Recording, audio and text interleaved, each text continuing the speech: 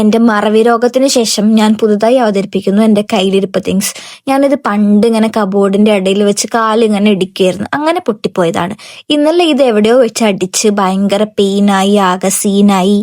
ഇനിയും വെച്ചോണ്ടിരുന്നു ആകെ സീനാവുന്നുള്ളതുകൊണ്ട് നേരെ വിട്ടു ഹോസ്പിറ്റലിലോട്ട്.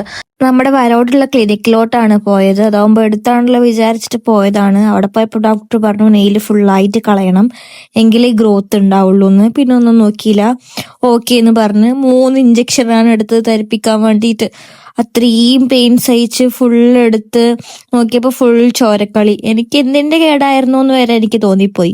അപ്പൊ ഓരോന്നൊക്കെ ചെയ്തു വെക്കുന്നതിന് മുമ്പ് അത് കഴിഞ്ഞു കഴിയുമ്പോൾ എന്തൊക്കെ പ്രശ്നം ഉണ്ടാവും കൂടെ എല്ലാവരും ആലോചിക്കുക. പിന്നെ അവിടുന്ന് ഡ്രസ്സൊക്കെ ചെയ്ത് ഇറങ്ങി കഴിഞ്ഞപ്പോൾ എനിക്ക് ഞാൻ ഇട്ടിട്ട് പോയ ചെരുപ്പ് ഒട്ടും ഇടാൻ പറ്റുന്നുണ്ടായിരുന്നില്ല. പിന്നെ വേറെ നോക്കിയില്ല, വേഗം പോയി വേറൊരു ചെരുപ്പ് മേടിച്ചിട്ട് ഇട്ട്.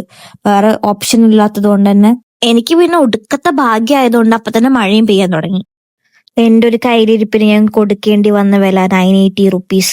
അതുകൊണ്ട് എന്നെ തന്നെ സമാധാനിപ്പിക്കാൻ വേണ്ടി എനിക്ക് ഇഷ്ടപ്പെട്ട കുറച്ച് പലഹാരം കൂടെ മേടിക്കാന്ന് ഞാൻ വിചാരിച്ച്. അങ്ങനെ ഞാൻ ഒരു ഓട്ടോയിൽ കയറി ഞാൻ എന്റെ വീട്ടിലോട്ട് തിരിച്ചു പോയി ഗൈസ്.